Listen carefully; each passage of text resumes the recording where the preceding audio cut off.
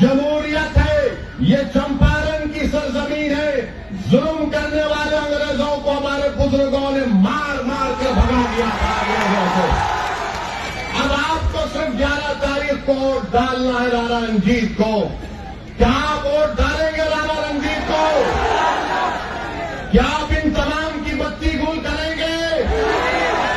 तो बत्ती गुल करने का तरीका यह है कि पतन छाप पर बटन दबाइए, बटन दबाइए। और ये लोग जो हम पर उंगलियां उठाते हैं, हमको गाली देते हैं और बोलते हैं ओवैसी भड़काऊ भाषण देता है, ओवैसी वोट काटने के लिए आया। तो सुनो, 17% अल्पसंख्यक समाज बिहार के तुम्हारी तबाही और बर्बादी की दास्तान को तुम्हारे सामने बयान कर रहा हूं। क्या तुम जानते हो कि मुसलमान महिला 90% मुसलमान महिला अपने घर में मजबूर हो जाती है अपने बच्चे औलाद को जन्म देने के लिए। कहां गया तुम्हारा विकास? ये मैं नहीं कह रहा हूं, बिहार सरकार का डेटा कह रहा है। बिहार सरकार का डेटा कह रहा है 28% लोग बिहार के पलायन करके चले जाते हैं, जिसकी वजह से बिहार के 30 से 50% घर अपने बेटे से, अपने बाप से, अपनी औलाद से, शौहर से महरूम हो जाते हैं। ये विकास है?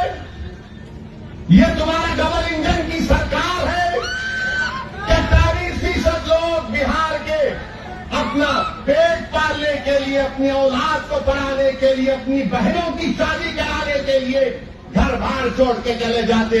और देश के प्रधानमंत्री आकर कितना बकते हैं, कितना बोले जाते हैं। मेरे अजीज दोस्तों और बुजुर्गों, मैं आपको बताना चाह रहा हूं कि बिहार में नीतीश कुमार की 20 साल की सरकार और 15 साल की राजद की लालू परिवार की सरकार, वो पहला जंगल राज था, ये दूसरा जंगल राज चल रहा है। इन दोनों जंगल राज से बिहार को छुटकारा दिलाना है। क्या आप जंगल राज को खत्म करेंगे? अगर आप जंगल राज को खत्म करने का इरादा कर लिए तो यकीन जानिए बिहार अपनी तरक्की की ऊंचाइयों तक पहुंच जाएगा। और ये जो हमारे तेजस्वी के साथ जो लोग हैं, बार बार हमको निशाना बनाते हैं। अरे मेरे भाई, जब 3% उप मुख्यमंत्री बन रहा है तो तुम क्या कर रहे हो वहां पर बैठकर?